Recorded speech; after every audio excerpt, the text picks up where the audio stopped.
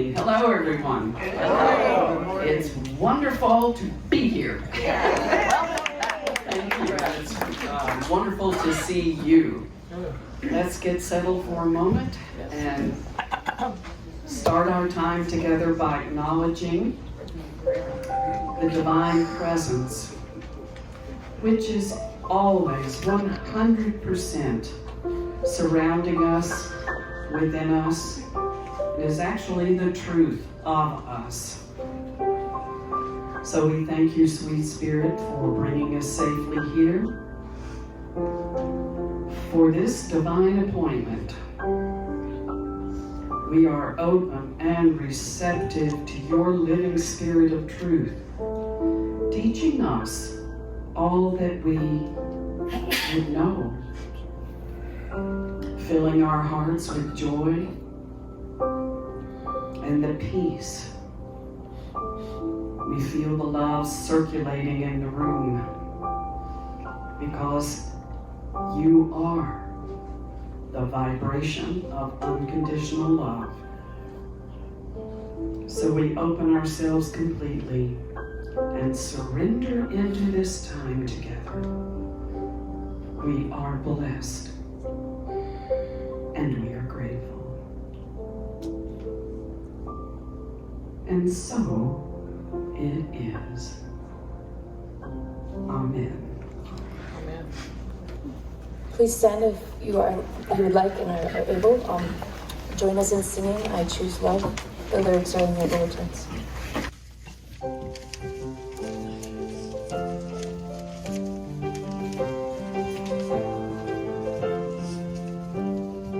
Peace in my life is growing because I choose love. Love's always present, it's what I'm made of. I choose love. We are a part of each other. We are one tie that binds us, that can't be undone. I choose love. Peace in my family is growing because I choose love. Let love be present, it's what we're made of. I choose love. We are a part of each other. We are one loving family, sharing one son. I choose love.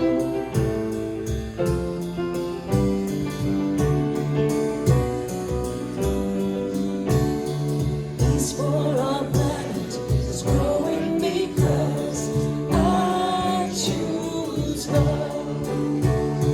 Let love be present, it's what we're made of. I choose love.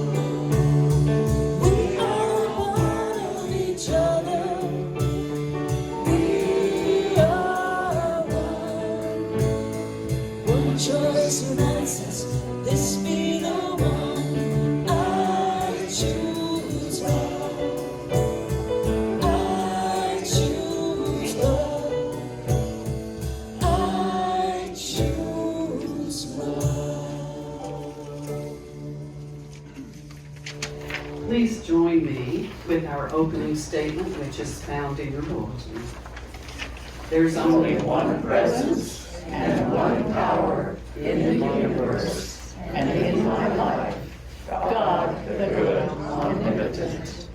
And our vision is a world of spiritually awakened hearts and minds. And our mission, which is what is ours to do? We are creating a joyful community on a spiritual pathway to peace and love through fellowship, classes, music, and services. And so it is. Please be seated. I have a few announcements that I'm going to share with you. And the first one is This Friday is Joan Lynchford's 90th birthday.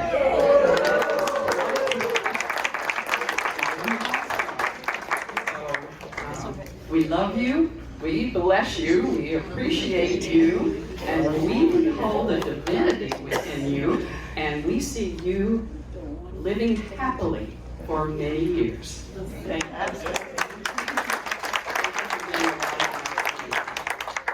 And now, our daily word. Good morning. Good morning. Ooh, that's fun. Today's word is forgive. I begin my journey of forgiveness. Unforgiveness is a heavy bag of rocks I carry on my shoulders. When I drop the bag and begin to set the rocks aside one by one, I embark upon a healing journey. God is with and within me on this journey as my constant support and strength. When forgiveness feels difficult, I need only return my attention to Spirit's constant, loving, and accepting presence within me. Reestablishing my conscious connection brings warm and welcoming acceptance. It is an important step in the unburdening process of forgiveness. I forgive others as well as myself, knowing each act of forgiveness increases my freedom to live a happy and fulfilling life. Bear with one another, and if anyone has a complaint against another, forgive each other. Just as the Lord has forgiven you, so you must also forgive. Colossians 3:13. Please join us in singing our centering song, Let Me Remember. It's in your bulletins.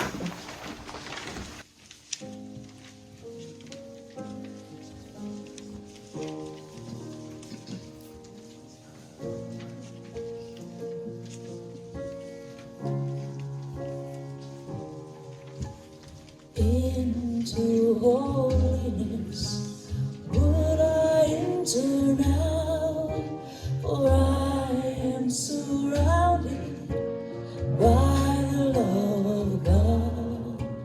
Let me be still and listen to the truth. Let every voice but God's be still in me. Let me remember I am one with God.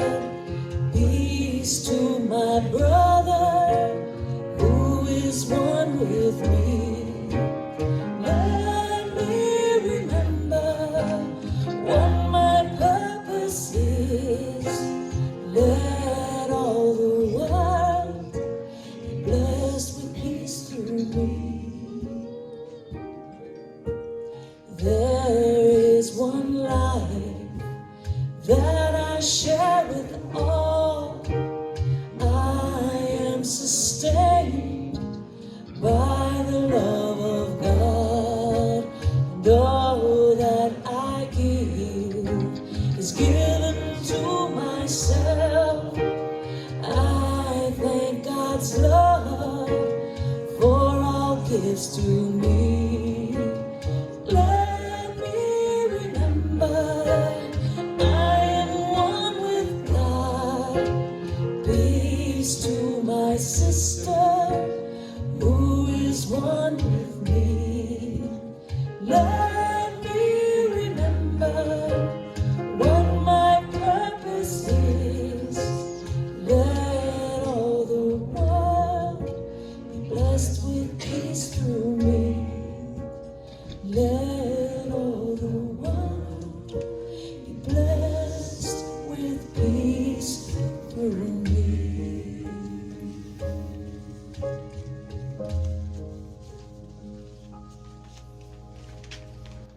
And as we enter into this time, we are very aware of the peace that is present within our hearts. And centered in this peace, we radiate divine love, compassion. If there is a need for forgiveness anywhere, we are willing to lay that down and know that all is well. The truth of our being is perfect peace, divine love. And from these states of being, joy arises. Together we create the reality we wish to see, one that reflects the divinity of this world, one that reflects the miracles that take place every single second.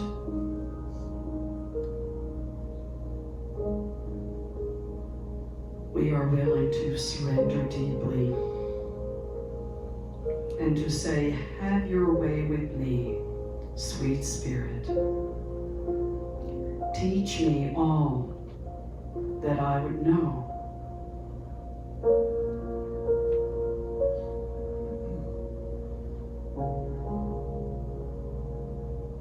As we pray these things for ourselves, we know every prayer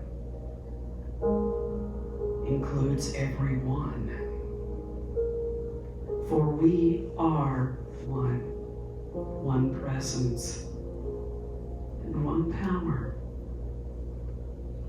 We align ourselves with that knowing. As we rest quietly in the silence, each of us communing with this divine presence in our own way.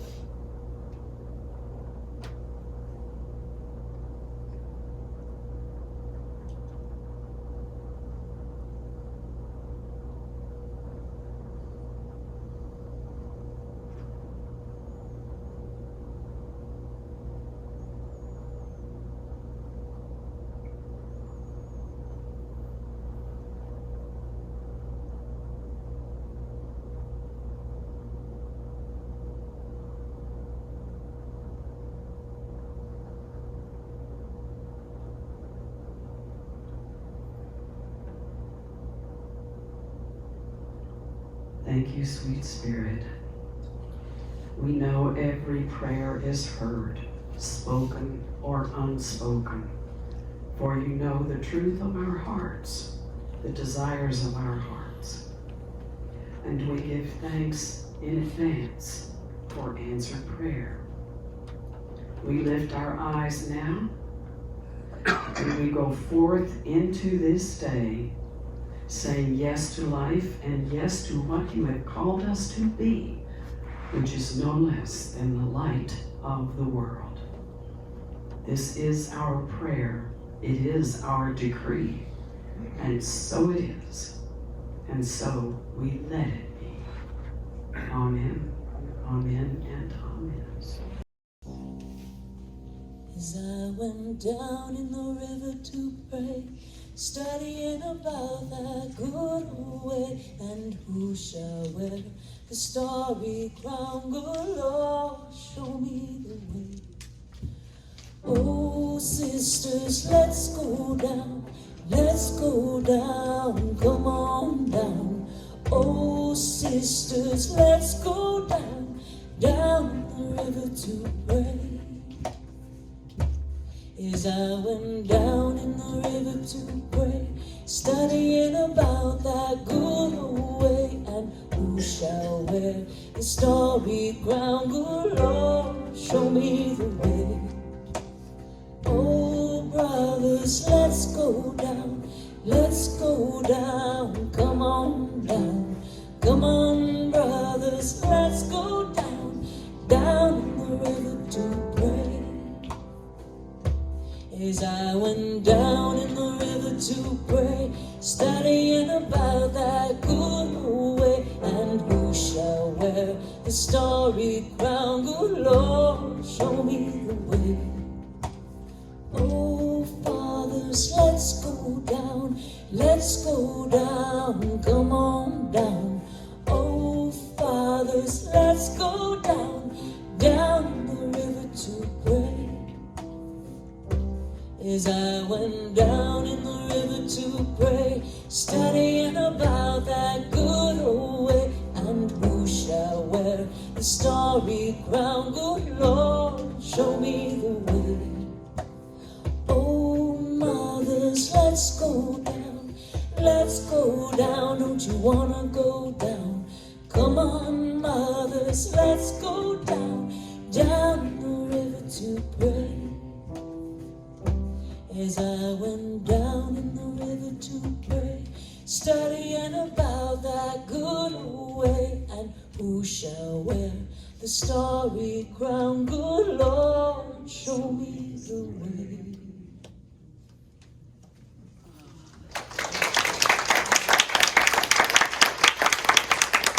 It's been a while since I went down in the river to pray, but I have seen it done. I have seen it done. I've seen baptisms in the water of the river, and that makes me want to go watch Oh Brother, Where Art Thou?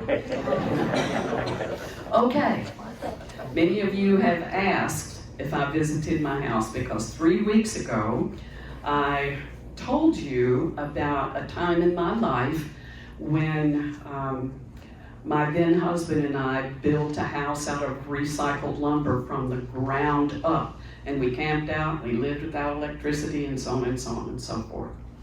I had the opportunity at his memorial service to share that story again. And it was really neat. A lot of people who knew that Joel had done that, but they didn't really know about how it was done. So I met a lot of people, and I reconnected with his family, which was very dear to me. And then Sunday was Mother's Day. Thank you, Mark, for, no, it was George. Thank you, George. Yeah, I worked it last Sunday because I wasn't feeling well. My nieces and nephews came over to my sister's house. So we had a nice little family gathering. And then Monday, I went way down in Happy Hollow to visit my house, which is not my house anymore. Over the river and through the woods, literally, crossing the creek and around the corner, and everywhere posted, no trespassing, private property, and I'm going, okay. So I get to the foot of the driveway, and here's the house up here on a little hill, but more like a leveling bank, a higher bank, and the creek's running here. My sister's with me, and I get out of the car, and I start taking a picture. Then I inch a little closer, and I take another picture. And then finally, I got up my courage. I said, I'm just going to go for it. So I walked up there and knocked on the door. And this little dark-haired woman, about this tall, opened the door and said, "May I help you?" And I said, "Well, hi, I'm Donna Johnson, and I designed this house that my husband and I..." Oh my God! She got so excited. And she said, "You're Joel's wife." And I said, "Well, at the time." And I said, "You know, he passed away." And she said, "Yes, we heard." Now, I don't know if she ever met him or not. I don't think she did. And then she invited me into the house. She said, "I'm on a Zoom meeting right now, but I'll be off soon." So I just step in the house, and then I'm standing there all by myself and looking around thinking, well, that's a nice addition. Oh, they've got a gas stove. That's wonderful. Blah, blah, blah, blah, blah. And I took a picture. But I didn't take many pictures of the inside of the house because I was unannounced. It's their private space. But we visited for an hour and a half. Wow. And the stained glass windows that I made to go over the clawfoot tub were still there, intact, and I was thrilled to see them. The clawfoot tub was out on a deck, on a side deck. I don't know why they took that out or who took it out, but anyway, the front deck had been enclosed as for her office, and so she's looking out over the creek as she's on her Zoom call. The loft bedroom turned into her husband's office, so I got to go up there and look around, and so many wonderful additions to this house. There was an add-on after I left that I always thought really messed up the feng shui.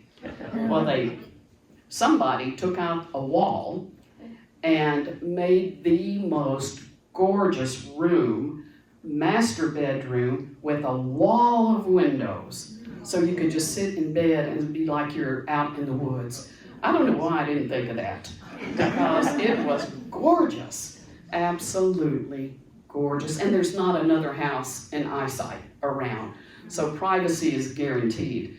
And a nice big bathroom with a jacuzzi tub and all this stuff. It made me think of bathing in the creek. Wow, the sweetest couple.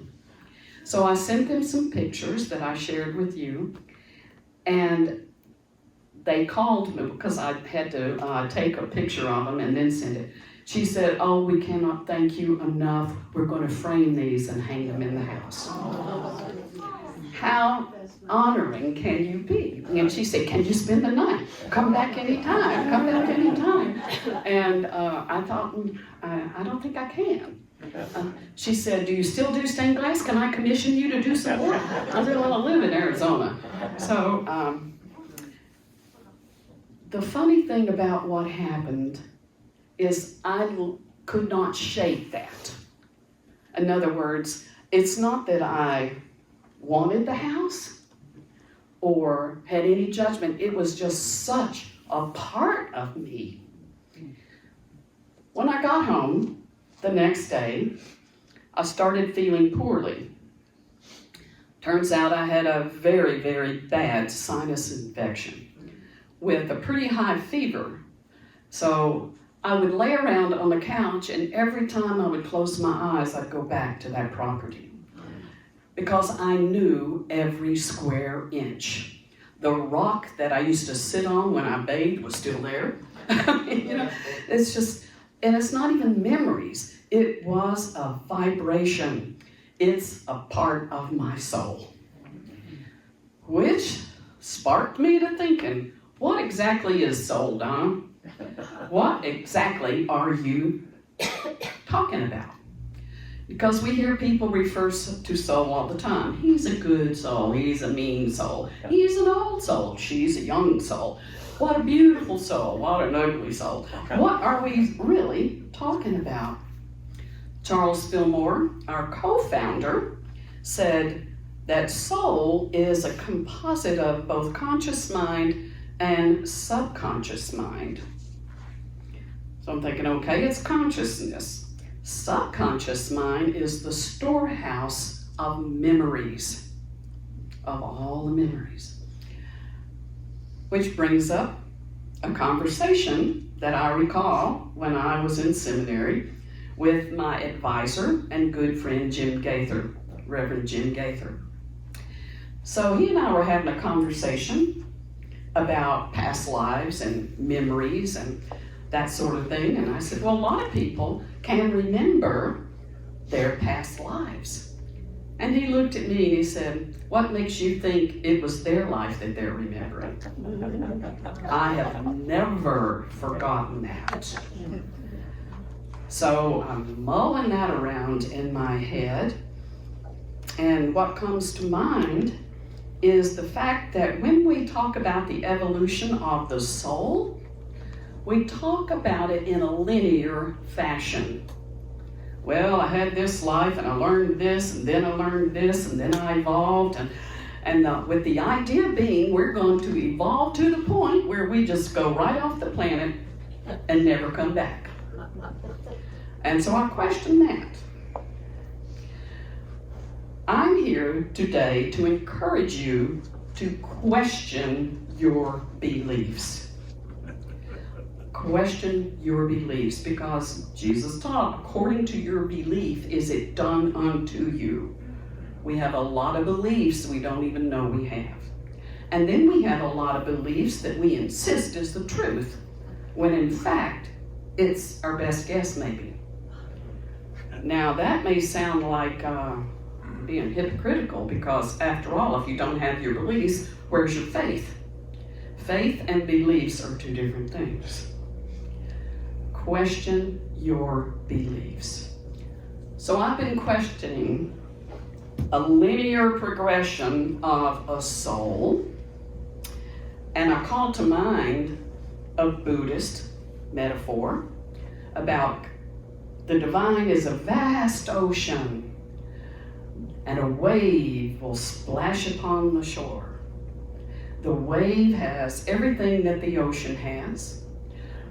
It makes its imprint, and then it goes and recedes right back into the big ocean. So I start thinking, well, maybe I'm just a wave. Maybe I'm a wave, right here and right now. And what's part of my expression comes from the all of the ocean. Could be something you did, something you did, something you did. But it's all gotten caught up in my wave this lifetime, coming around. I've been playing with that a lot. I like that because it gets rid of for me, the separation of my life, my decisions, my behavior, everything.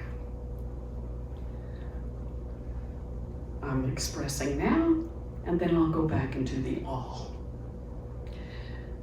Why is this important? It's important because what we believe shapes our energy, and it shapes our behavior, it shapes our decisions. And even though we say we're all one, unless we really drill down into what we believe and listen to our own language, chances are we won't really know that oneness. We won't really know it. Okay, so it's important to be open-minded because the universe will not teach us anything if we say we already know. We already know. There's no room in there for another thought to come in, another realization. Our experiences every single day bring to us opportunities to discover the nature of reality and what our purpose is. So the ocean is created nice and pristine and beautiful, and rhythm and teeming with life. And sometimes it gets polluted. Imagine yourself walking along the shore, and all of a sudden there's a dirty diaper. There's what are those six-pack things, you know, The rings. yeah, those rings, yeah, lots of those floating out there. That's kind of like our self-induced, useless, unnecessary suffering. It's like our erroneous beliefs pollute the consciousness of the collective. And it is a collective consciousness. Yes, we have our individual stuff, but every time we have a breakthrough, every time we have a healing, every time we utter a prayer, it's part of the collective. Jesus said, if I be lifted up, I draw all people to me. For me, what that means metaphysically is any time I can touch the hem of the garment, so to speak, any time I can know and feel that I'm in the presence, the holy presence that is within me, resonating all around me, the collective consciousness is cleansed over and over and over. That's what we're here to do. We're here to heal the polluted consciousness that is rampant on this planet. Now, as much as I would like to do, like I've seen the Southern charismatic preachers do, heal! You know, as much as I would like to do that, I can't do that. I can hold everyone in prayer. I can pray myself. I can send forth love, appreciation. I can let go of woundedness. I can do a lot to clean up the pollution. So my trip back to Tennessee was very beneficial. Very beneficial for me. I know what I've done because I've lived it. And at the same time, it doesn't belong to me. Why? Because there is no personal self. And that's a fact. There is no personal self. There is only God shining through us as love and peace, unless, of course, we decide to pollute it. And that's what I want to share with you. Question your beliefs. Ask, seek, knock. And be the love you are. Thank you.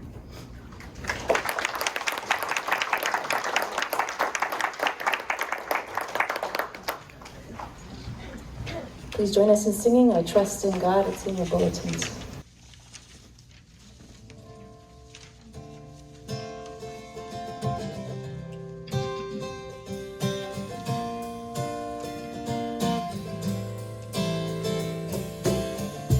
I'm thankful, so grateful. I'm one in the spirit all around me. I'm thankful, so grateful. I trust in God. I surrender, I surrender. I'm one in the spirit all around me. I surrender, I surrender. I trust in God. I'm thankful, so grateful. I am one in the spirit all around me. I'm thankful, so grateful. I trust in God. I surrender, I surrender. I am one in the spirit all around me. I surrender, I surrender. I trust in God. All right, they say that 3 times imprints it in us, so let's do it one more time. I'm thankful, so grateful. I am one in the spirit all around me. I'm thankful, so grateful.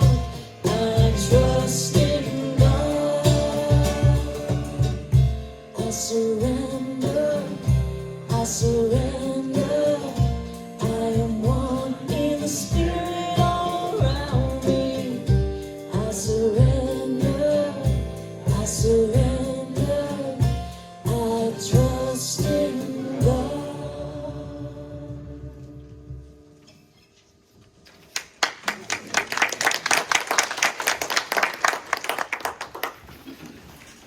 We're going to bless our offering. And join with me, please. divine love through me blesses and multiplies all that I have, all that I give, and all that I receive. And I am grateful. And so it is.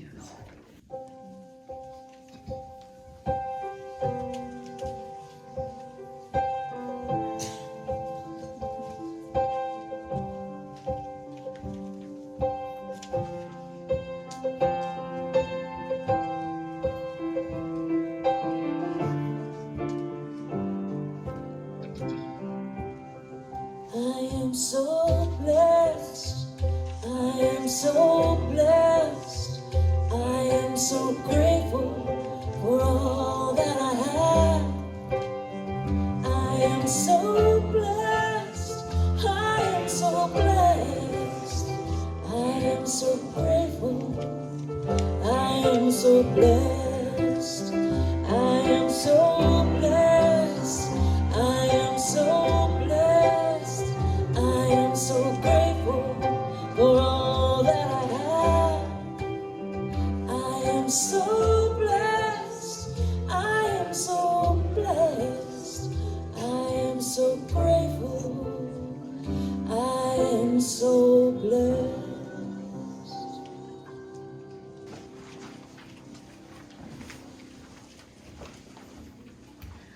One presence, one power, one soul.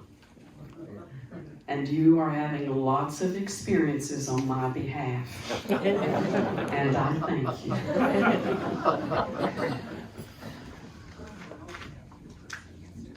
Let us stand, and I invite our prayer chaplains to come forward. The light of God surrounds us. The love of God enfolds us. The power of God protects us. And the presence of God watches over us. Wherever we are, God is.